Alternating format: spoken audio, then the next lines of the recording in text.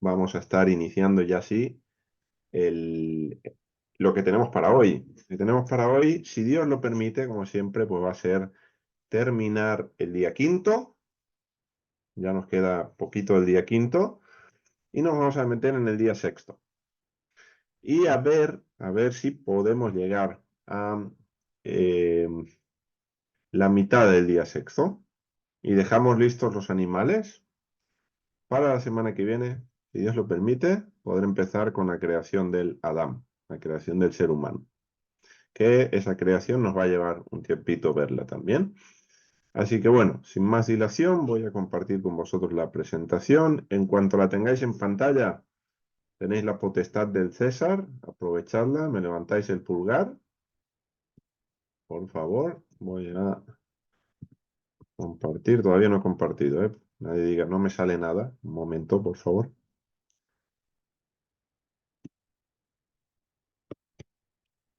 Ahora se está empezando a compartir y ya deberíais verlo.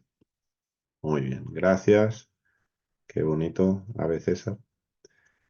Muy bien, bueno, vámonos con el recordatorio donde habíamos terminado, porque donde habíamos cerrado la clase anterior va a tener mucho que ver con el sexto día y la creación de los seres de la Tierra. Hablamos de animales como algo genérico, pero ya sabéis, prefiero hablar de seres o criaturas que de animales, aunque vais a ver animales en la presentación, me escucharéis pronunciar animales porque es lo que tenemos acostumbrado y porque en un sentido literal es lo que Dios creó.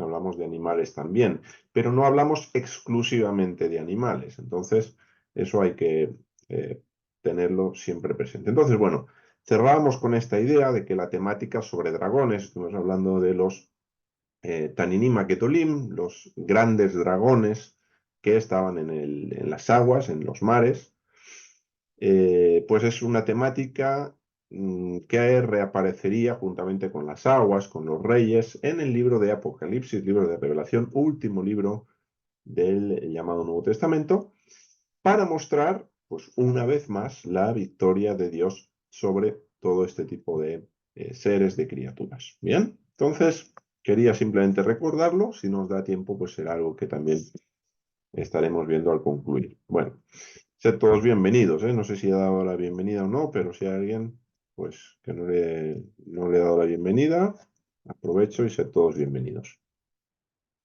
Vamos a ver ahora la bendición de Dios, que es, digamos, la última parte que nos quedaría por considerar de Génesis 1, los versos 20 al 23, porque esta parte de y fue la tarde y fue la mañana día quinto y los milenios lo vamos a ver conjuntamente con la primera parte del día sexto, ¿vale? Con lo cual vamos a ver Génesis 1, 22 y los bendijo Elohim.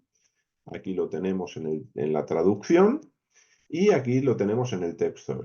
Vaivarech otam Elohim. Y bendijo a ellos, y los bendijo Elohim. ¿A quiénes? Bueno, pues a todo volátil alado según su especie, a todas las Nefesh Hayam de los mares y demás. Entonces, hay una bendición sobre estas criaturas. Y en el relato de la creación, Dios bendice tres cosas o tres entidades. Bien, la primera de ellas es esta, los seres de las aguas y los cielos, Génesis 1:22, el texto que acabamos de leer. La segunda entidad o el segundo ser, la segunda criatura a la que Dios bendice, pues es el Adam, el ser humano. Dios bendice al Adam. Esto lo tenéis en Génesis 1:28, donde dice el texto, y los bendijo Elohim, Vaivarech otam Elohim, y les dijo Elohim. Y ahí viene lo que les dice, ¿no? Bueno, está la bendición y las palabras de Dios al hombre. La bendición, fructificad y multiplicad y llenad la tierra, y sojuzgadla y dominad en los peces del mar, en el volátil de los cielos y en todo viviente que repta sobre la tierra. Bien, con lo cual pues tenemos también esa bendición hacia el ser humano, que es una bendición consistente en la multiplicación, en fructificar, en aumentar, en llenar la tierra. ¿Qué es esto que tenemos aquí? Pegu, urbu, Todo esto en hebreo, esto va a ser importante también, no no vamos a entrar en detalle en esta bendición, pero es una bendición que va a aparecer también sobre Noé y sus hijos. Vamos a tenerla para los peces, para el ser humano, y luego cuando lleguemos a Génesis 9, esta bendición la vamos a retomar, ¿vale? Ahí la tenemos otra vez, tal y como está aquí, ¿vale? De manera que Génesis 9 será un nuevo comienzo dentro del libro del Génesis. Ya hablaremos de ello en su momento, si Dios lo permite. Luego, además de bendecir a los seres de las aguas y los cielos, además de bendecir al ser humano, hay una tercera entidad, y aquí no hablamos ya de criatura, una tercera entidad que es el Shabbat. En Génesis 2.3, recordemos que Génesis 2.3 forma parte del relato de creación. ¿Por qué? Porque es el séptimo día, y aunque en algunas traducciones bíblicas se pone ya en otro capítulo, ya he mencionado en alguna ocasión que no tiene sentido hacer eso, sino que los primeros 3 versículos del capítulo 2 serían el final del capítulo 1 realmente. Así que después de Génesis 1.31, que es cuando acaba el capítulo 1, pues vendría Génesis 1.32, 1.33 y 1.34. Creo que sería una división más acertada y más correcta, ¿por qué no decirlo? Porque hablamos de 7 días y la semana no carece del séptimo día, que en este caso es el Shabbat. Con lo cual, pues bueno, aunque lo tenemos en capítulo 2, sigue formando parte de la semana creativa, de la semana de la creación, y es algo que Dios bendice también, y lo tenéis en Génesis 2.3, y bendijo Elohim, Vayvarech Elohim, et Yom HaShavi'i, y bendijo Elohim al día séptimo, y lo santificó, Vaikadesh, porque en él cesó de toda su obra, la que creó Elohim para hacer. Recordar que si hay variantes de la traducción que veis en pantalla con la traducción que vosotros usáis, se debe básicamente a que la traducción que os presento procura ser fiel al texto hebreo. Entonces, esta construcción, que puede ser medio extraña, la que creó Elohim para hacer, es prácticamente, literalmente, lo que dice el texto hebreo. ¿Vale? Así que bueno, ya tenemos estas 3 entidades a las que Dios bendice en la semana de la creación. Obvio, hay más cosas que Dios bendice a lo largo de la Biblia, pero hablamos de Génesis 1 o la semana creativa. Ahora, la fraseología que se utiliza es levemente distinta en estos 3 casos, ¿vale? Aquí tenemos estos 3 casos. La fraseología varía de este caso a estos 2 casos. En estos 2 casos es exactamente igual y en este caso varía ligeramente, levemente. Bien, de manera que solo va a coincidir entre los seres de las aguas y los cielos y el Adam, el ser humano. ¿Vale? Así que la fraseología es levemente distinta, coincide entre los seres del quinto día y el ser humano, el Adam, el varón y la varona o el macho y la hembra. Fijaros que en Génesis 1.22, en el texto hebreo, lo que tenemos es Vayvarech otam Elohim, y bendijo a ellos Elohim, Dios. En el 1, esto es criaturas del quinto día. Bien, esto es el Adam, el ser humano, y esto va a ser el Shabbat. Entonces, en Génesis 1.28, fijaros que es exactamente igual. Vayvarech, aquí cambia el acento, ¿vale? La forma del acento. Pero quitando los acentos, que serían estos, tenemos lo mismo. Vayvarech otam. Vayvarech otam. Entonces, y bendijo a ellos. Y bendijo a ellos. Y en Génesis 2.3, precisamente lo que falta es este otam. Fijaros que no lo tenemos aquí, sino que directamente tenemos Vayvarech, aquí de vuelta al acento, Elohim. Claro, no puede decir otam porque el Shabbat no es a ellos. Pero tampoco dice y lo bendijo, sino que bendijo Elohim el séptimo día. Entonces ya va a cambiar la fraseología, aunque levemente, pero esto va a ser significativo porque como tenéis aquí nota al pie, Vayvarech otam, solo aparece además de las dos citas de Génesis 1, Génesis 1:22 y Génesis 1:28, aparece en Génesis 5:2, que va a hablar de Adán, ahora lo vamos a leer, y va a aparecer de vuelta en Éxodo 39:43, que es una bendición sobre Israel, pero en este caso está dada por Moisés. Así que ahí no va a decir Vaivarech otam Elohim, sino Vaivarech otam Moshe. Bien, pero significativa también esta. Las vamos a leer ambas. Bien, la primera, Génesis 5:2. Dice el texto, macho y hembra, Zahar Unekeba, los creó, Beraham, y los bendijo, Vaivarech otam, y bendijo a ellos. Y llamó el nombre de ellos Adam, Vaikraet Shmam Adam, Beyom Hibbaram, en el día que fueron creados.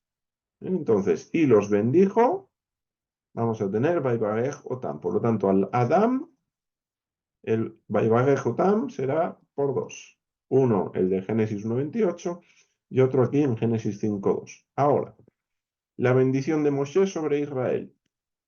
Dice en Éxodo 39:43. Y vio Moshe toda la obra, y he aquí que la hicieron como mandó Adonai, y los bendijo Moisés. Esto es justo lo que os mencionaba. Dice, Vaivarech, lo mismo, Otam Moshe. Así que, y los bendijo Moisés. ¿Pero a quién bendijo? Bueno, a los que hicieron la obra. ¿Y quién hizo la obra? Israel, que construyó el Mishkan, el tabernáculo, la habitación de Dios, en medio de ellos. Pues bien, ¿qué nos muestra esto? Esto lo que nos muestra es que, primero, recordemos simbólicamente, los seres del quinto día, habíamos dicho que son los habitantes de las naciones. ¿Por qué? Porque son los que surgen de las aguas, ¿sí? Tienen conexión con las aguas, y las aguas, ya habíamos dicho que simbolizaba eso. Por lo tanto, las criaturas de las aguas son esos habitantes de las naciones.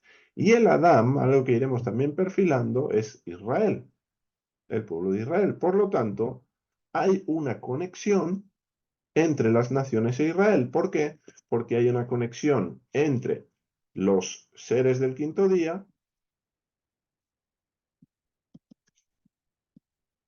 y el Adam.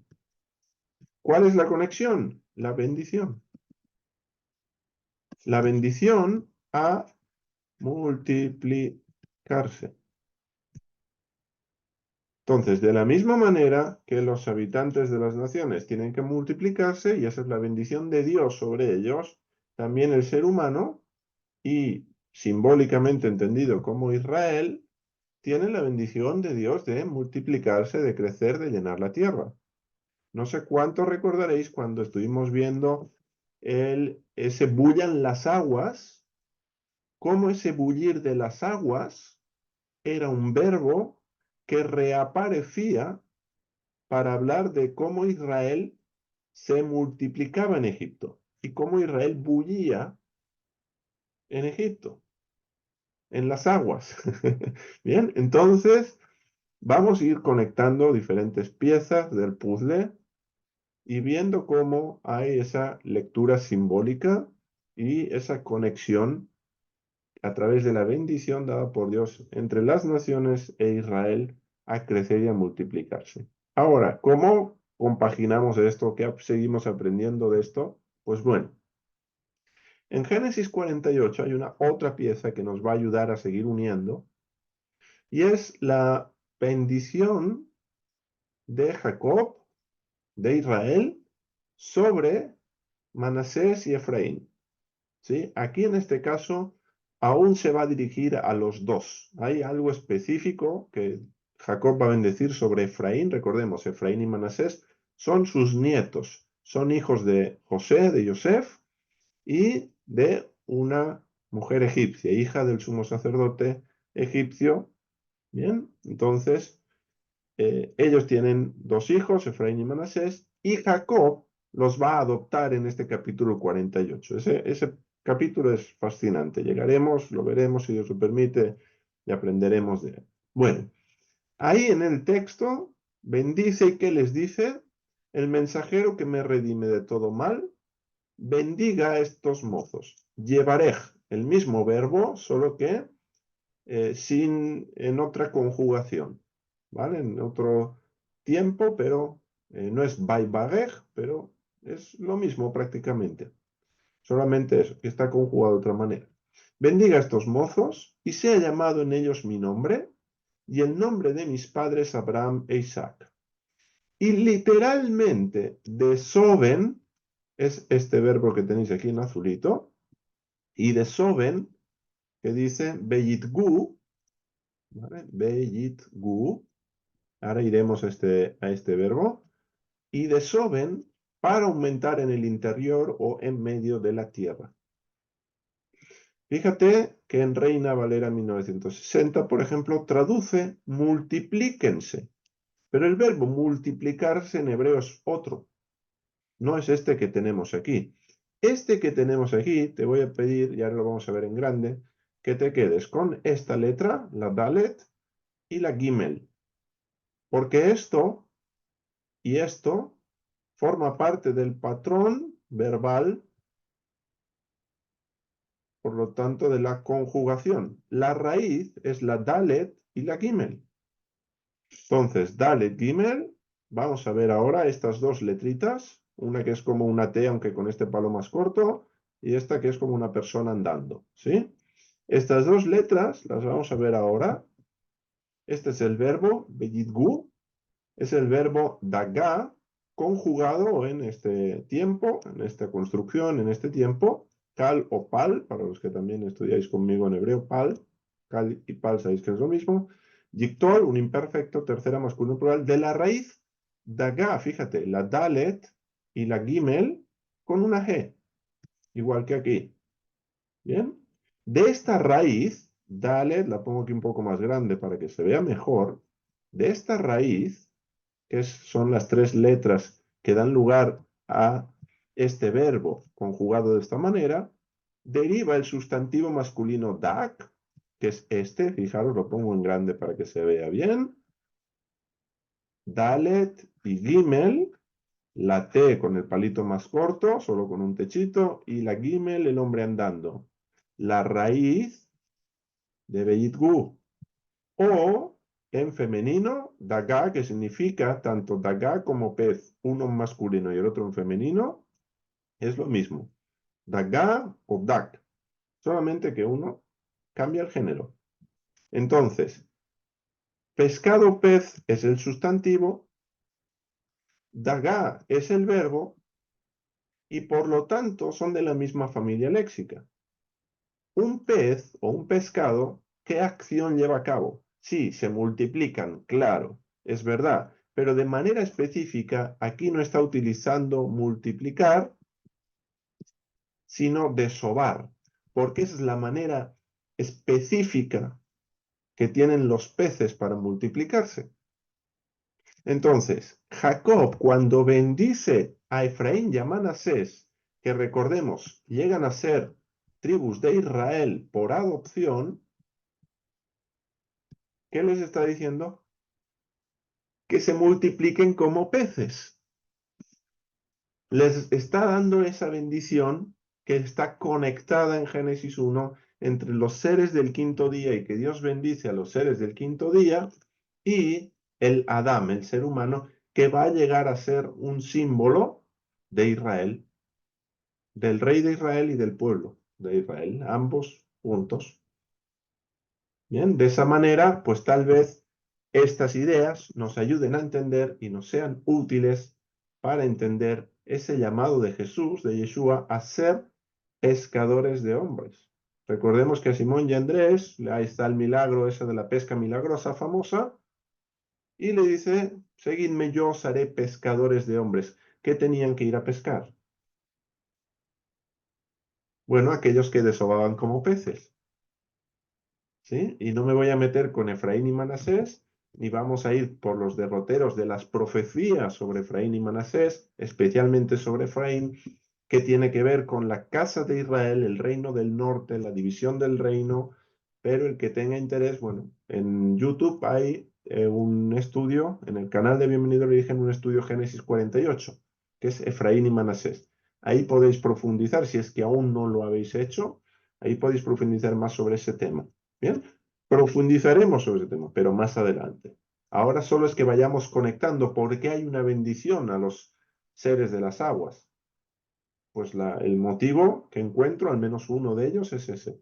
Porque como vamos a ver, a los animales, a los seres, a las criaturas de la tierra, que no son el Adán, no van a tener la bendición de multiplicarse.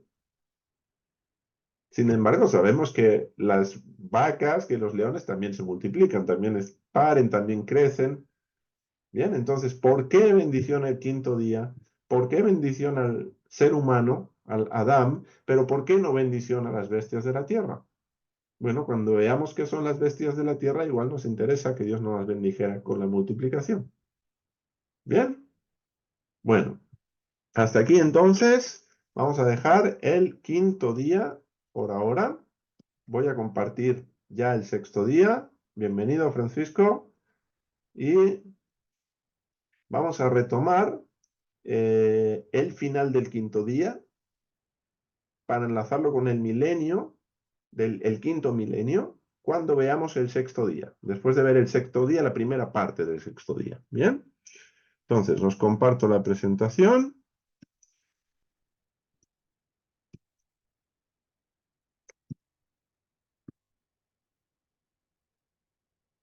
Y vamos con el sexto día. Muy bien. Perfecto. La estáis viendo ya. Poner el sexto día, Génesis 1, 24, 31. Excelente. Gracias, Isabel. Muy bien. Yom HaShishi. El único día que va a tener el artículo determinado.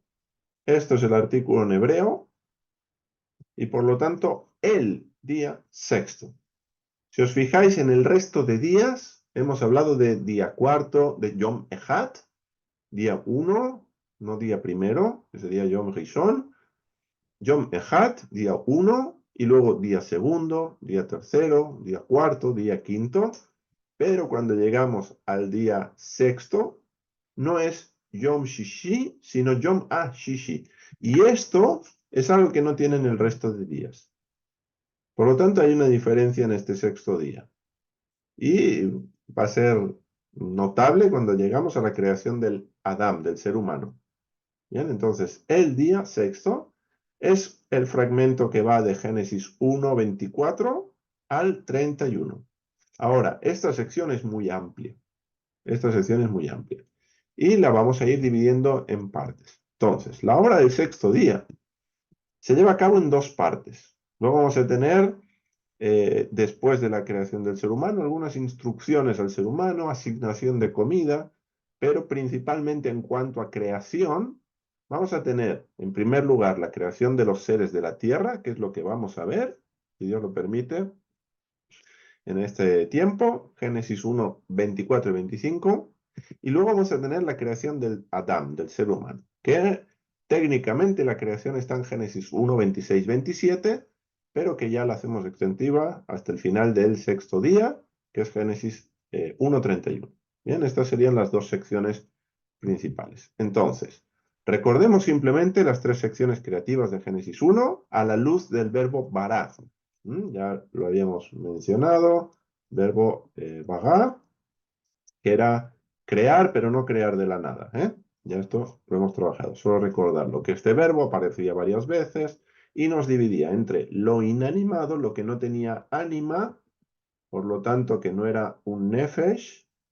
Bien, la palabra nefesh, que traducíamos por alma, y ya veíamos lo que era alma, es la sección que va del 1.1 al 1.19, y luego entrábamos, que ya lo estuvimos viendo, en lo inanimado, del 1.20 al 31, y hablábamos de lo inanimado sin imago Dei, frase latina que significa imagen de Dios, por lo tanto, sin la imagen de Dios, y aquí es donde vamos a estar ahora, en los seres o criaturas de la tierra, del 1, 24 y 25.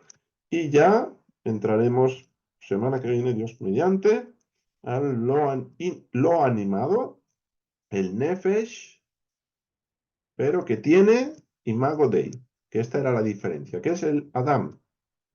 el ser humano. ¿Bien? Entonces, estamos aquí ahora, en lo animado, pero sin imagen de Dios. Y esto es clave. Como el Adán va a tener la imagen de Dios, los seres del quinto día no, y los seres que van a ser creados ahora en el sexto día tampoco. ¿Bien? Ahora, los seres de la tierra, son estos los que vamos a abordar. Génesis 1, 24 al 25, leemos los versos y vamos adelante. Y dijo Elohim, haga salir la tierra alma viviente. Volvemos a tener aquí, Nefesh, allá. Ya no vamos a entrar porque ya vimos alma viviente que también aparecía en las criaturas del quinto día. Por lo tanto, ninguna diferencia entre esas criaturas, entre estas criaturas y entre el ser humano, salvo la imagen de Dios. Entonces, haga salir la tierra alma viviente según su especie, cuadrúpedo y reptante y subviviente de la tierra según su especie. Y fue así. 25. E hizo Elohim al viviente de la tierra según su especie, y al cuadrúpedo según su especie, y a todo el reptante del terreno según su especie. Y vio Elohim que era bueno. Ya está. Aquí con estas criaturas se complicó poco. No hay mucho más al respecto, aunque veremos algunas cosas obvio del texto.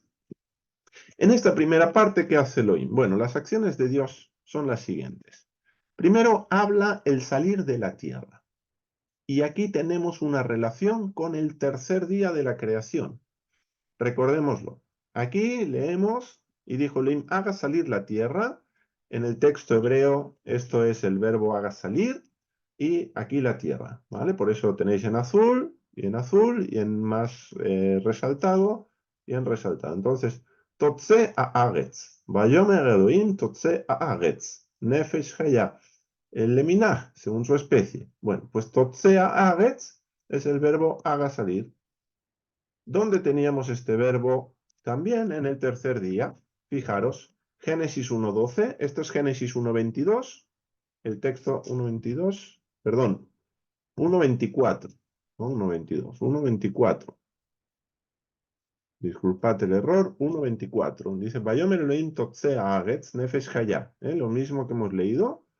Y aquí en el 1.12, esto es el tercer día, cuando se habla de que la tierra, es decir, la seca que se ha sido descubierta porque ya se han reunido las aguas, a la que Dios llama tierra, dice, Batotse a Agetz, haga salir la tierra de Shev, y hablábamos del verdín, verdín, y todo árbol, Beetz, hacedor de fruto, etcétera, etcétera. Por lo tanto, los verbos que son los mismos, fijaros, totset y aquí batotse, bien, pero diferente conjugación, pero fijaros en estas cuatro letritas que son las mismas, mismo verbo. Entonces, de la misma manera que la tierra tiene que hacer salir pues toda la vida vegetal, entre ella y de manera especial los árboles que llevan fruto, también tiene que hacer salir las criaturas de la tierra, que son, o lo que hablaríamos, los animales terrestres desde el punto de vista literal, o desde la lectura literal. Bien, entonces Dios usó la misma acción para crear árboles y para crear los seres del sexto día, animales terrestres. Simbólicamente, y aquí pasamos de la interpretación literal a la simbólica, simbólicamente los árboles son reinos. Esto lo desarrollaremos ampliamente en el capítulo 2, porque allí vamos a tener dos árboles de manera específica. El Adán se va a esconder entre los árboles del jardín, y ahí vamos a tener una serie de cuestiones que trabajaremos desde la simbología de manera detallada. Pero un adelanto, simbólicamente los árboles son reinos, ¿sí? Hablamos de, por ejemplo, ese sueño de, creo que es Nabucodonosor, que ve un gran árbol, que todos los animales vienen a hacer nido bajo sus ramas y a su sombra, después el árbol es cortado. Entonces hablamos de árboles, de reyes también, y curiosamente, los seres del sexto día, como vamos a ir viendo, van a simbolizar, entre otras cosas, reyes e imperios. Entonces, fijaros la conexión, tercer día, sexto día. No sé cuánto recordaréis cuando pusimos ese cuadrito donde teníamos día 1 con día 4, día 2 con día 5 y día 3 con día 6. Día 1, la luz con las lumbreras del día cuarto. Día 2, los cielos y la separación de las aguas, con día quinto, la creación de los seres que tienen que ver con el agua. Y día 3, conexión con día 6. Día 3, la tierra verde, los árboles, etcétera, etcétera, etcétera. La reunión de las aguas, bueno, ahí hay toda una simbología, con el día sexto. Entonces, ambos días también están unidos desde el punto de vista simbólico entre los árboles que aparecen, que Dios hace salir de la tierra, con los animales que salen de la tierra, o las criaturas que salen de la tierra, de la misma manera. Bien, el verbo nos da la conexión. No solo el verbo, más cosas, pero también el verbo. Bien, entonces, Dios habla al salir de la tierra. Luego, hace lo que ha dicho que salga. En este caso dice, e hizo Elohim al viviente de la tierra, según su especie. Vayash Elohim et hayat haaretz. El viviente de la tierra, animal de la tierra, también se podría traducir, y ahí veremos esta terminología, el significado específico desde el punto de vista gramatical y por tanto también literal. Bien, este hizo Elohim, sería interesante que también lo viéramos cuando Dios hace algo en la creación, y nos vamos a dar cuenta que tiene que ver con el firmamento, la expansión a la que llama cielos, y las dos grandes luminarias.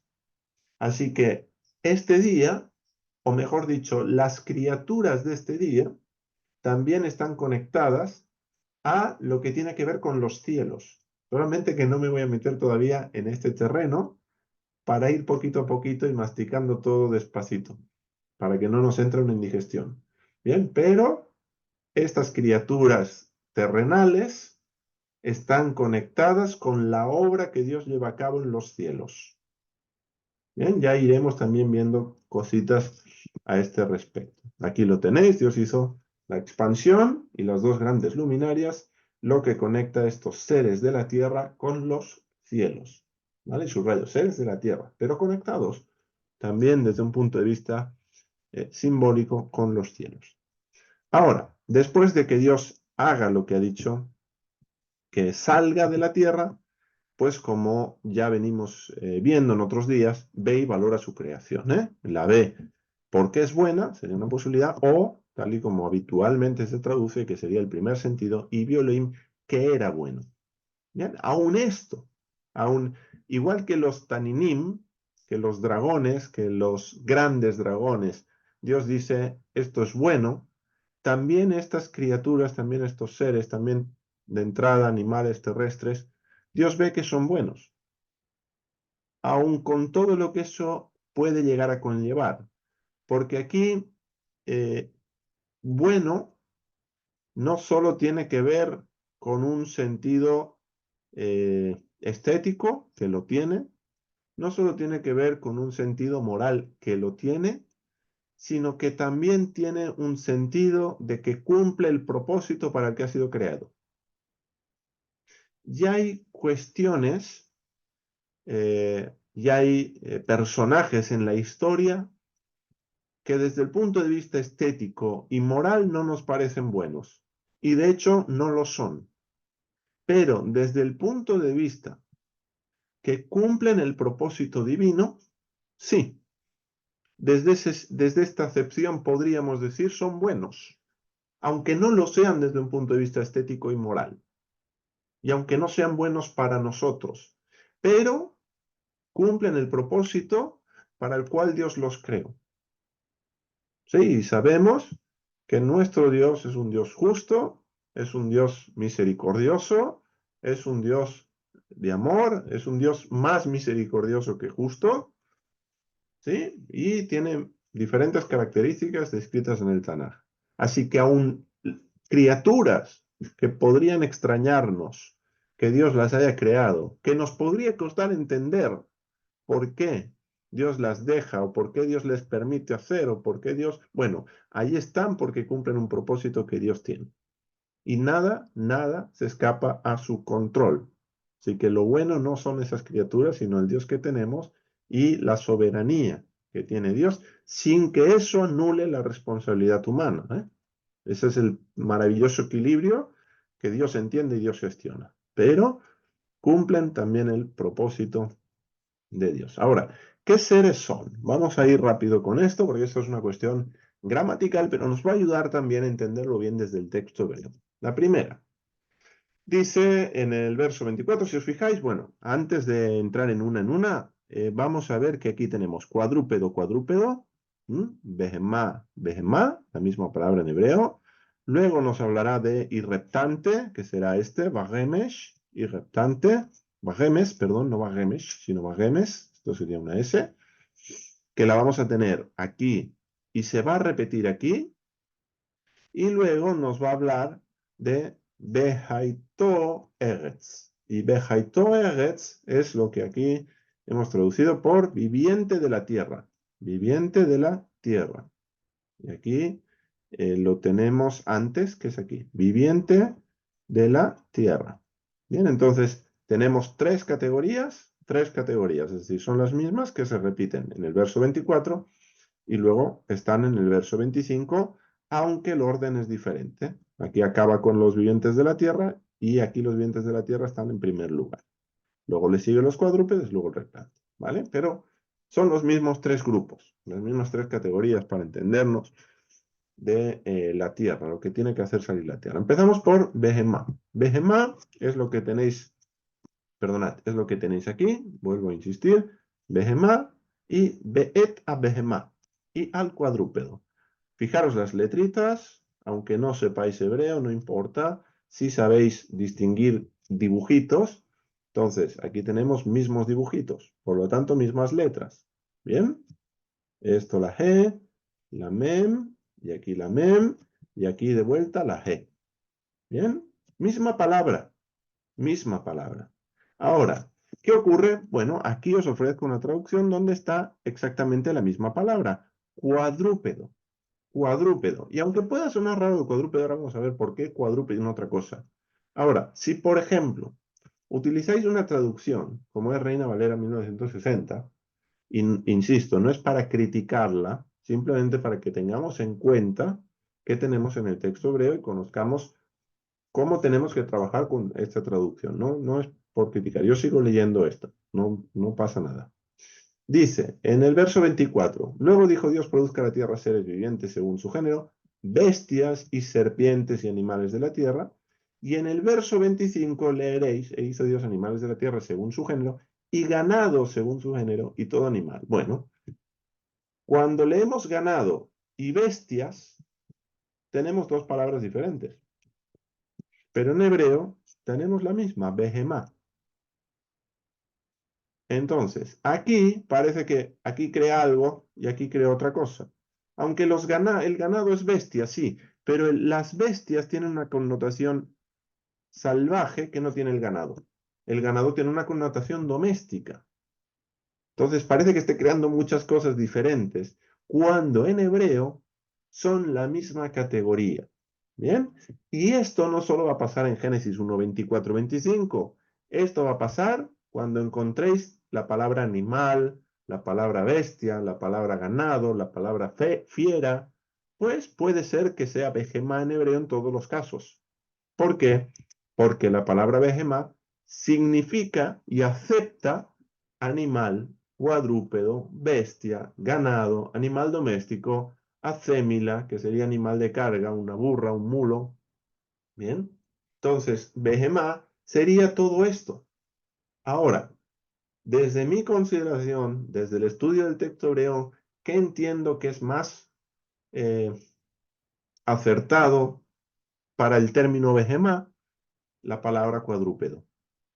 Porque en la palabra cuadrúpedo no hay ninguna connotación ni positiva ni negativa. Y me cabe tanto una bestia como un león de 4 patas, como una vaca de 4 patas. Porque básicamente esta categoría me describe a los cuadrúpedos. De hecho, la Biblia de Ferrara, ya sabéis que es una Biblia que creo que es la mejor traducción, la más literal al texto masorético, traduce 4Pea. Y el griego, que no sé pronunciar la palabra griega, pero lo estamos mirando antes, cuando tiene que verter esta palabra a la Septuaginta, utiliza la palabra que tiene que ver con animal de 4 patas. Por lo tanto, siempre que hablamos de behemá, hablamos de un cuadrúpedo. Y por lo tanto, están todos los animales que andan sobre 4 patas y que, cuidado, su vientre está levantado del suelo. Su vientre no arrastra, no toca el suelo, ni da la impresión visual de que el vientre está arrastrando el suelo, porque eso será otra categoría de animales. Bien, aunque tengan 4 patas también. Entonces, behemá, un cuadrúpedo que anda sobre sus 4 patas y levanta el vientre del suelo. Esta categoría importante para Levítico 11 y los animales puros e impuros, Tahor y también. Siguiente categoría, Génesis 24 nos habla de reptante y volvemos a tener ya todo el reptante del terreno. La palabra es remes, misma palabra, misma palabra, misma palabra. Aquí tenemos esta escuadra, la reish, luego tenemos la mem, esta montañita, y luego este tridente con un puntito, este tridente con un puntito. Misma palabra, por lo tanto reptante. Reptante y no reptil. Ya veréis por qué. Bueno, en Génesis 1, 24, 25, ¿qué nos dice Reina Valera o cómo traduce Reina Valera del 60? Pues traduce y serpientes y luego cambia y en lugar de traducir serpientes dice y todo animal que se arrastra. Esta animal que se arrastra, 1, 2, 3, 4 palabras, es lo que aquí tenemos como una sola palabra, que sería la palabra reptante, que aquí han traducido por serpientes, pero serpientes, claro, es un tipo de animal que se arrastra, no los incluye todos. Y remes, de vuelta, no es un tipo de animal, es una categoría, una familia de animales. Bien, así que de vuelta nos pasa algo parecido a behemá. Remes tiende a verterse por reptil. Es una de las mejores acepciones, aunque, como explico aquí, es más propio hacerlo por reptante. ¿Por qué reptante, no reptil? Básicamente porque el reptante se refiere a todo animal que arrastra su vientre o que visualmente parece que él lo arrastra cuando se mueve, cuando se desplaza. Y hay animales que tienen esta característica sin ser reptiles. Por ejemplo, la rata. La rata es un mamífero, no es un reptil. Sin embargo, cuando camina, visualmente no es como un caballo. Tú no ves el vientre cuando va arrastrando. La comadreja parece que esté reptando. Animales de las aguas, en este caso estamos en la tierra, pero hay animales del agua, del mar, de los ríos, que también se utiliza la palabra remes, porque también da la sensación de que reptan, como por ejemplo la anguila. Y la anguila no es un reptil. Ya si hablamos de anfibios, como la rana y como otros tipos, no son reptiles. Entonces tenemos que pensar que la zoología, la clasificación zoológica de la Biblia, no es la misma que la clasificación que hacemos nosotros, ¿bien? O que podemos tener nosotros en Occidente. Entonces, fundamental, ¿por qué? Bueno, para entender bien qué dice el texto, para luego ver qué conexiones podemos establecer de manera correcta desde el texto hebreo, como ya vimos ejemplos en otras clases, y a la vez para ayudarnos en cuestiones tan prácticas como la de Levítico 11, que tiene que ver con qué me como y qué no me como, con qué es puro y qué no es puro. ¿Bien? Y cómo divide Dios, por decirlo así, los animales que él ha creado. Bien, entonces, bueno, ahí os dejo esta nota también gramatical. Y por último, ya con esto nos vamos a ir al cierre de la clase. Génesis nos da también la categoría muy amplia de viviente de la tierra o animal de la tierra. Aquí ya no estaría tan definido de entrada. Cabe un poco más. El saco es más grande esto. Dice, Behaito Eretz y Et Hayat Haaretz. Es lo mismo, ¿vale? Si os fijáis aquí, tenemos esta letrita Tenemos esta letrita que es la Het, la Yod, que es esta comita de aquí, la Yod, y la Taf. ¿Por qué? Porque en ambos casos está en estado constructo, ahora lo hablaremos, y esta es la palabra tierra. Bien, Eretz a Aretz. Una con artículo, la otra sin artículo, estado constructo, sin estado constructo, indistintamente. Entonces, viviente de la tierra, o animal de la tierra. Fijaros que aquí, de la misma manera que he dicho lo otro, aquí Reina Valera sí mantiene de manera correcta la terminología. Animales de la tierra, animales de la tierra. Entonces, fíjate, yo aquí sí conecto esto con esto. Pero aquí bestias y serpientes con ganado y todo animal que se arrastra, bueno, aquí parece que de manera específica ha creado las serpientes y también luego todo lo que se arrastra. No, es lo mismo, igual que bestias y ganado. Pero aquí, bien, aquí un 10. Está bien esta parte traducida. Bien, eso para que veáis también cuando leáis qué cositas os tenéis que ir fijando y qué cositas podéis ir mirando en el texto hebreo y es necesario. Entonces, Hayat Haaretz, ¿qué es lo que tenemos aquí? Hayat Haaretz. Bien, aquí tenemos un sufijo pronominal, pero es lo mismo. Hayat Eretz. Entonces, Hayat Haaretz es un estado constructo. El estado constructo es básicamente cuando en español tenemos dos sustantivos juntos y el uno define o depende del otro. Por ejemplo, animal de la tierra. Este de es un estado constructo en hebreo. Muy fácil, ¿vale? Entonces, Hayat Haaretz está en estado constructo el sustantivo Hayat, que en estado absoluto es Hayat, terminado en la G, que es esta otra letra. Y significa esta palabra o esta. Esta sería lo mismo, pero con el de detrás, ¿vale? Viviente, ser vivo, animal, salvaje, fiera, bestia feroz, alimaña, banda, destacamento, rebaño.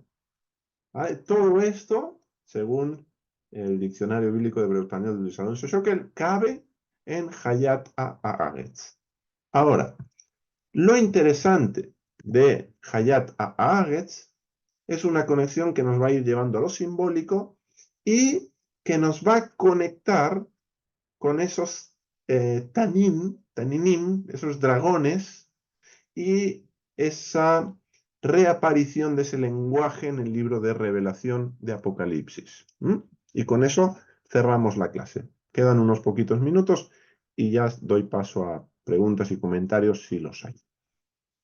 En el texto hebreo tenemos esto. Texto masorético, esto es lo que antes os he leído. Et Hayat Haaretz. Ahora, cuando miramos el texto en la Septuaginta, tradujeron este término Hayat por este de aquí. Esta frase, que está en negrita, corresponde a esta de aquí, ¿vale? La palabra en azul, obvio, corresponde a la palabra en azul en hebreo. Y aquí tenemos cómo se leería el texto griego que tenemos aquí. Kai epuisen o seosta ciria, que es esta palabra en azul. Tisgis, ¿vale? Que sería la equivalente a la vida de la tierra o el animal de la tierra. Bueno, esta palabrita es la que nos interesa. Aquí toma esta forma. ¿Por qué? Porque por la construcción que tenemos en griego, pero cuando la tenemos de vuelta en su estado absoluto, aparece así. Cirion. Es la misma palabra, solamente que cambia el final por la construcción gramatical del texto. Cuando no hay esa construcción gramatical, la palabra se escribe de esta forma. Bien, Cirion. He encontrado una nota que me ha parecido muy interesante, que se encuentra en el Diccionario Expositivo Exhaustivo de Palabras del Antiguo y del Nuevo Testamento. Es una nota que, o mejor dicho, un comentario, que no solo aborda una cuestión gramatical, sino que ya aborda una cuestión teológica. También lo tenemos que tener en cuenta. Sirion en sí sería básicamente bestia, animal, guarda mucho paralelo, bastante, con estos sentidos del texto hebreo. Animal salvaje, fiera, bestia feroz, alimaña. Guardaría mucho paralelo la palabra griega con estas acepciones del texto hebreo. Esto a nivel gramatical.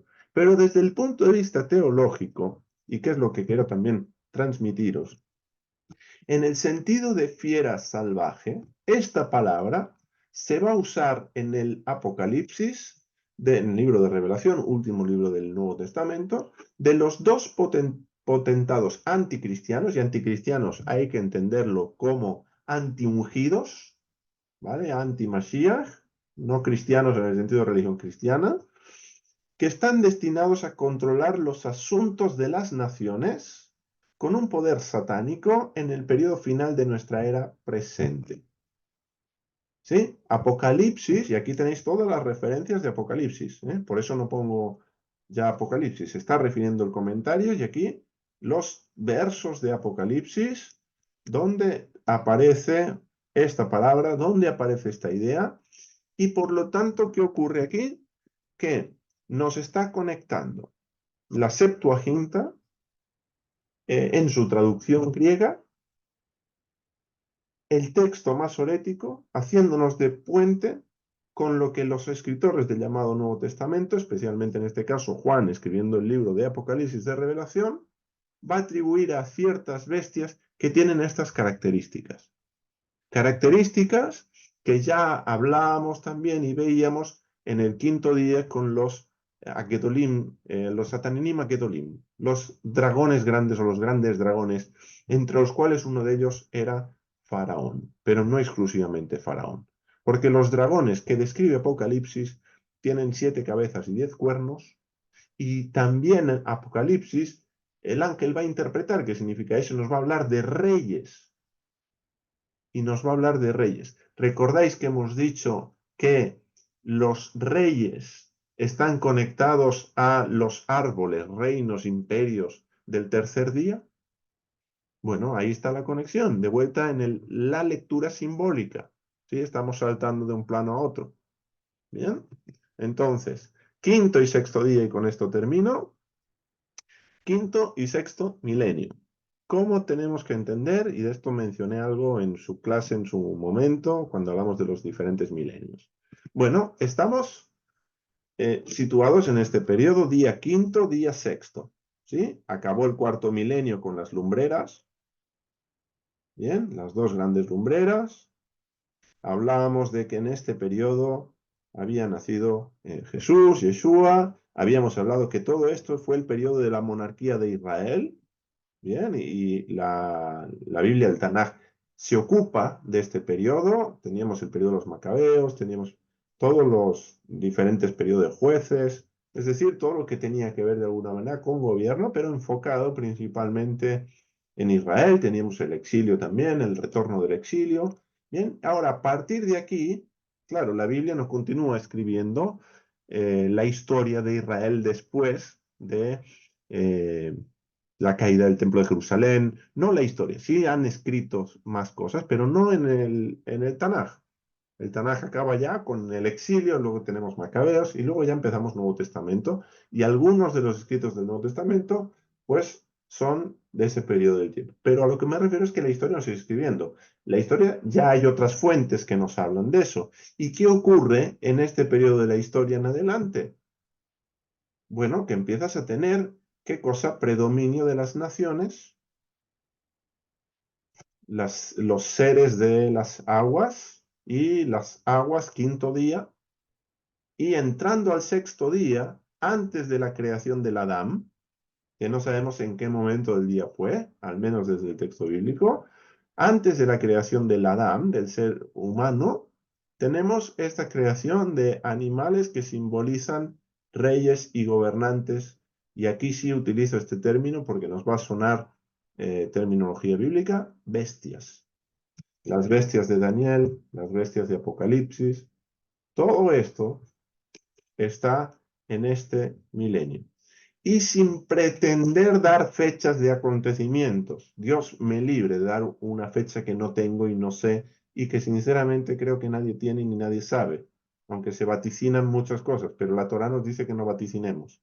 Por lo tanto, me voy a abstener de vaticinios, me voy a abstener de fechas, no voy a decir, no, tal día va, no, tal día nada, pero sí es cierto que desde la comprensión simbólica, desde la comprensión profética, entiendo que estamos viviendo estos tiempos donde los reyes y gobernantes que no tienen la imagen de Dios y por lo tanto son como bestias, están gobernando este mundo. Entonces creo que estamos en este periodo, antes de la creación del Adán, es lo que estamos viviendo, y como he dicho, y vio Dios que era bueno, aunque haya gobiernos que no nos parezcan buenos, aunque haya gobiernos que no son buenos, no solo es una cuestión de percepción personal, sino que desde el punto de vista objetivo de la Torá no son buenos gobiernos. Dios dice, aun eso, aun esos gobiernos, aun esos gobernantes, están para cumplir un propósito que yo tengo. Dios tiene un propósito y Dios levanta reyes, pone reyes, quita reyes para que cumplan su plan, porque Dios tiene un plan que va a llevar a cabo. Y ningún gobernante de este mundo lo va a poder impedir, ninguna bestia de este mundo lo va a poder impedir. Bien, así que acabo con esto, sexto día. Semana que viene entraremos aquí, creación del Adán, y luego séptimo día, aquí tenemos 1000 años maravillosos, séptimo día Shabbat, y después fijaros que aquí la línea continúa. Así que ya llegaremos a todo eso.